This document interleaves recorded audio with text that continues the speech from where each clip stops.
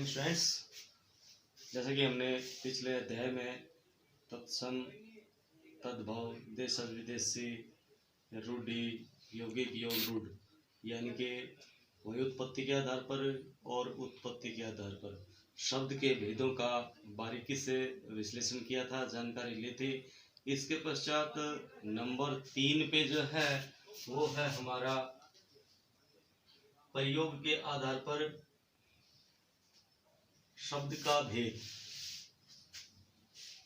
प्रयोग के आधार पर शब्द के दो भेद होते हैं। पहला होता है विकारी शब्द और दूसरा होता है अविकारी शब्द।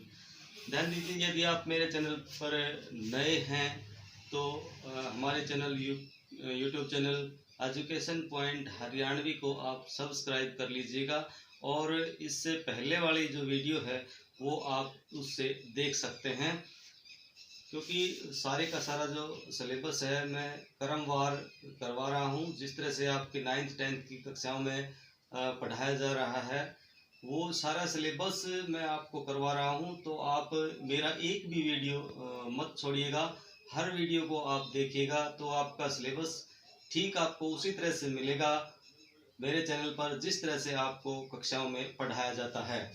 तो देखिए, हम बात कर रहे थे प्रयोग के आधार पर। प्रयोग के आधार पर पहला भेद है विकारी और दूसरा है अविकारी। तो विकारी शब्द किसे कहते हैं कि जिन शब्दों पर लिंग, वचन, पुरुष, कारक, काल तथा विभक्ति आदि का कोई प्रभाव पड़ता है, यानी इनमें परिवर्तन हो जाता है। लिंग, वचन, पुरुष, काल, विभक्ति के आधार पर जिन शब्दों का रूप परिवर्तित हो जाता है उन्हें हम विकारी शब्द कहते हैं।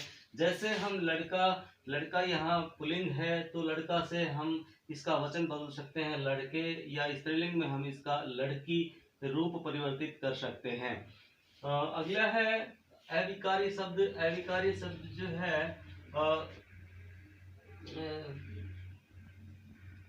करवाओ।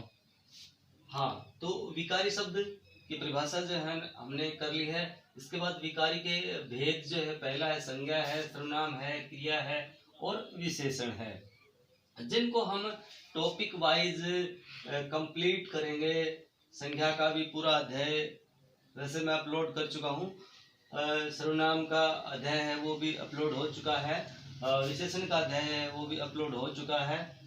इसके पश्चात हम क्रिया का अध्याय है वो भी अपलोड करेंगे, तो आप इसे देखते रहिएगा। अगला जो भेद है अविकारी। पहला विकारी और दूसरा अविकारी, यानी जिन शब्दों पर लिंग, वचन, पुरुष, कारक, काल, विभक्ति का कोई प्रभाव नहीं पड़ता है अथवा जिनका रूप परिवर्तित नहीं होता है उन्हें उन शब्दों को हम अविकारी शब्द कहते हैं। यानी कि जिन शब्दों के ऊपर पुरुष, लिंग, वचन, कारक, काल, विभक्ति का कोई परिवर्तन नहीं के कारण कोई परिवर्तन नहीं होता है, यानी जिन शब्दों पर इनका कोई प्रभाव नहीं पड़ता है, ये हर स्थिति में, चाहे वर्तमान काल की बात है या भूतकाल की बात है, पुल्लिंग की बात है या लिंग की बात है या फिर एकवचन की बात है, बहुवचन की बात है, तो ये शब्द वैसे के वैसे बने रहते हैं। जैसे धीरे धीरे, यथा, ऊपर, नीचे इत्यादि। जिस तरह से यदि हम जैसे धीरे धीरे जो शब्द है, यदि हम पुल्लिंग मान लो, मैं इसको पुल्लिंग मानूं, और यदि हम धीरे धीरे इसको लिख दें तो ये सर्वथा गलत हो जाएगा, ये सही नहीं होगा।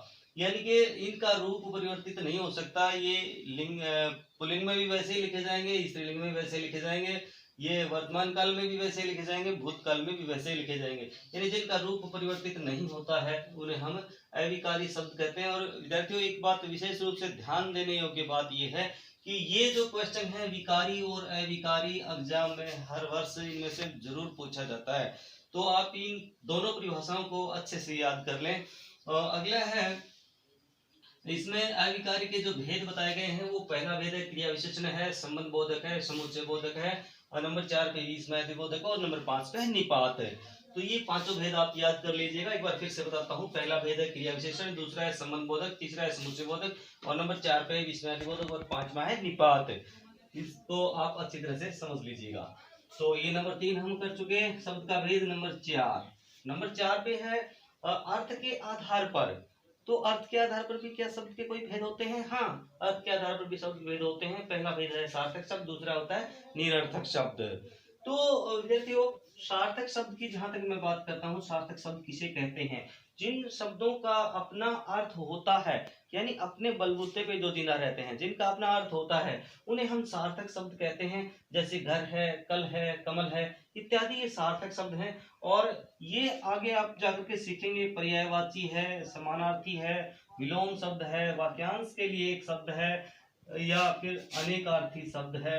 ये सारे सार्थक शब्द के ही आपको उदाहरण मिलेंगे, जो आपके सिलेबस में भी हैं, आपको सीखने भी हैं, बहुत इंपॉर्टेंट हैं। पर्यायवाची भी, समानार्थी भी, विलोम शब्द भी, वाक्यांश के लिए एक शब्द भी, और अनेकार्थी भी, जो अक्सर पूछे जाते हैं। अगला है निरर्थक शब्द।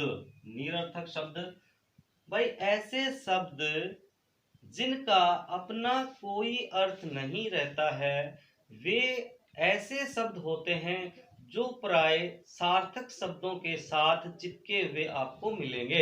यानी जो शब्द सार्थक शब्दों के साथ चिपके हुए होते हैं, उनका अपना कोई अर्थ नहीं होता है, उन्हें हम कहते हैं निरर्थक शब्द। जैसे पहला है चाय, वाय। जैसे वाय शब्द जो यहाँ निरर्थक शब्द है, पानी, वानी यहाँ निरर्थक शब्द है, रोटी, सोटी यहाँ निरर्थक शब्द है, खाना, वाना यहाँ निरर्थक शब्द है। तो विद्यार्थियों, हमने पहले और दूसरे दो पार्ट में शब्द का जो अध्याय है वो कंप्लीट कर लिया है, और अब हम आगे बढ़ेंगे।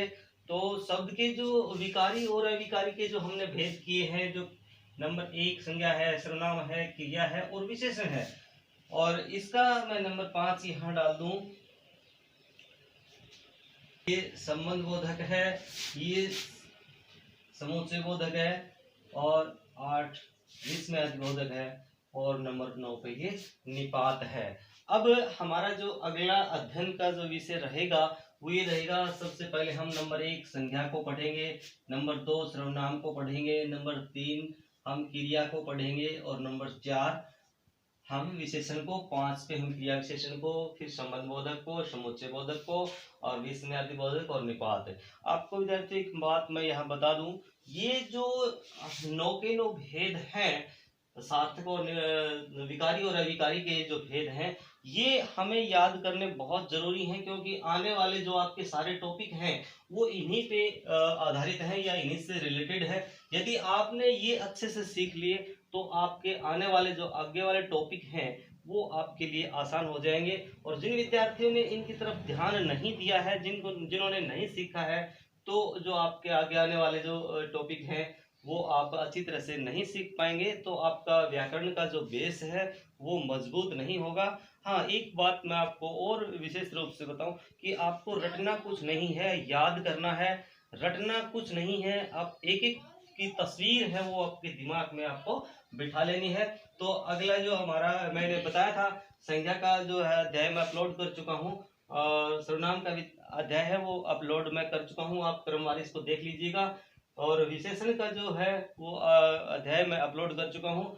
अभी जो अगला हम जो वीडियो आएगा वो आएगा क्रिया पे, तो आप इसको क्रमवार देखते रहिएगा, और सारे के सारे आपको पढ़ने को मिलेंगे। इसके बाद जो है ये हमारा अध्याय कंप्लीट होगा, और उसके बाद जो हमारा व्याकरण है वो स्टार्ट होगा, वो इन्हीं के ऊपर बेसिकली होगा। तो आप मेरे चैनल एजुकेशन पॉइंट हरियाणवी पे बने रहें मेरे साथ, और एक क्लास टीचर की तरह आप हमेशा पढ़ते रहें। और आपका सिलेबस है वो मैं बहुत जल्द ही कंप्लीट करवाऊंगा। और जैसे ही हमारा ये टॉपिक कंप्लीट होता है, निपात तक जैसे जब हम कर लेंगे, उसके पश्चात जो है हम करेंगे पद्य। जो हमारी पुस्तक है, पद्य जो अध्याय है, वो जितनी आपकी कविताएं हैं सबका रेफरेंस में करने वाला हूं। तो आप मेरे साथ जुड़े रहिए, देखते रहिए। जय हिंद, जय भारत।